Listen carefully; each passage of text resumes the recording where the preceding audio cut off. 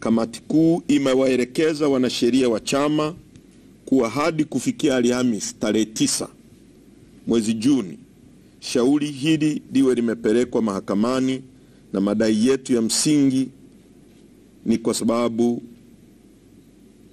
tumejiridhisha kuwa: moja, msajili wa vyama vya siasa hana mamlaka ya kutafsiri katiba ya chama kwa namna anavyoona yeye, tofauti na uhalisia.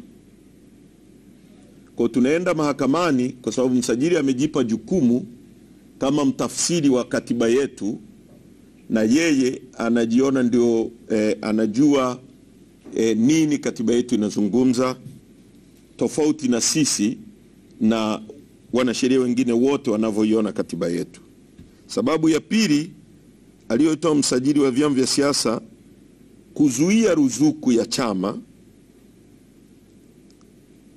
na hapa naomba nieleze vizuri sana ili Watanzania waelewe. Tunaenda mahakamani kwa sababu msajili amechukua jukumu la kuzuia ruzuku kwa chama chetu. Sasa sheria anayoisimamia msajili mwenyewe, sheria ya vyama vya siasa, kifungu cha 18(6),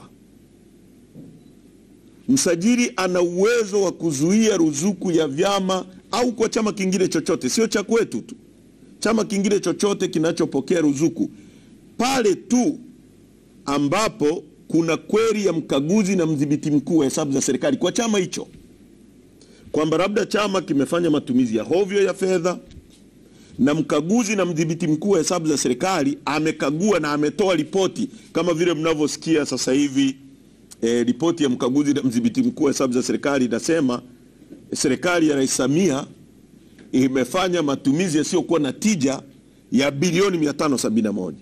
Sasa kama mkaguzi tungekuwa na hati chafu au fedha zimetumika vibaya au na jambo kama hilo, kwa mujibu wa kifungu cha 18(6), hapo tu ndio anapopata mamlaka ya kuzuia ruzuku. Na process sio hiyo kwamba anakaa tu nyumbani kwake anasema nimezuia ruzuku. Process atatuandikia sisi barua ya kutaka to show cause, na hii pia inaenda mpaka kwenye board of trustees, sio chama tu, kwa sababu chama hiki ni mali ya board ya board of trustee. Sasa board of trustee ishow cause na chama kishow cause kwamba kuna matumizi ya hovyo, na kwa kutumia ripoti ambazo ziko audited za mkaguzi na mdhibiti mkuu wa hesabu za serikali. Sasa msajili amejifanyia. Kwa hiyo tunaenda mahakamani kupinga hilo, kwa sababu tukiacha haya mambo kuna mtu mwingine na mwingine na mwingine atafanyiwa hivi. Msajili hana mamlaka ya kubatilisha maamuzi halali ya vikao vya chama kwa mujibu wa katiba ya chama chetu. Msajili wa vyama vya siasa sio mamlaka ya rufaa na sio chombo cha kupokea malalamiko yoyote kwa masuala ya chama na wanachama wa chama cha siasa. Kama kuna mwanachama wetu amefanyiwa kwenye chama humu, mtu anaweza kugombea ngazi ya wilaya au hata ngazi ya kata, pale kwenye maamuzi yakafanyika maamuzi, labda ameona mtu ametoa rushwa labda na vitu kama hivyo, katiba yetu inakutaka ukate rufaa. Kama wewe ni ngazi ya kata, ukate rufaa kwenye wilaya, na mamlaka ya rufaa itapitia, mamlaka ya wilaya itaakti kama chombo cha rufaa, itapitia malalamiko yako na itafanya nini?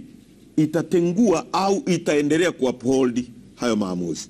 Hivyo hivyo kwenye ngazi ya wilaya, kama kuna mtu analalamika anaenda ngazi ya mkoa, kwenye ngazi ya mkoa anaenda ngazi ya kanda. Chama chetu kimestipulate vizuri sana mamlaka haya na mgawanyo wa mamlaka kwenye wilaya, kwenye kata, kwenye mkoa na kwenye taifa. Kama kuna mtu ana malalamiko kwenye ngazi ya kitaifa, anaenda anakata rufaa, labda kama ni baraza kuu anakata rufaa kwenye mkutano mkuu. Kwa hiyo ndio maana tumesema msajili sio mamlaka ya rufaa na sio chombo chochote cha kupokea malalamiko. Kwa hiyo mambo yametufanya twende mahakamani. Hivyo chama kinachukua hatua hii kwa lengo la kuweka kumbukumbu sawa kuwa msajili wa vyama vya siasa hana mamlaka ya kupokea na kusikiliza malalamiko ya wanachama dhidi ya uamuzi wowote uliofanywa na chama cha siasa kama alivyofanya. 2, hatujaridhika na maamuzi ya msajili wa vyama vya siasa kubatilisha maamuzi ya chama ya tarehe 22 na Januari 25.